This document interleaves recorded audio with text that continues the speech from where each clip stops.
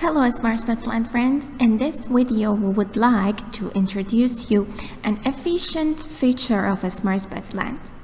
If you don't know how to create your bot, watch this playlist whose link you see.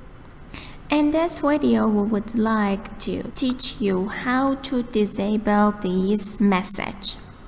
But what is this message and how to disable it?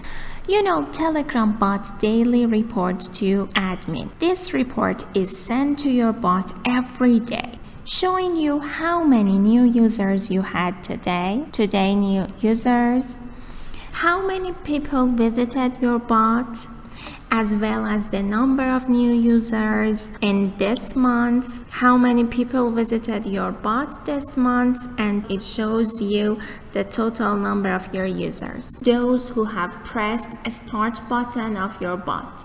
In this video we are going to teach you how to disable this daily report. So log into SmartBotsLand web panel. This is the address of web panel. Write your email and password. If you haven't registered yet, we have offered you 7-day free trial to sign up to our panel, okay? This is the panel. You can see the left menu bar here. Click on bot management and bot setting. Choose one of your bots and other setting. You can see show daily report.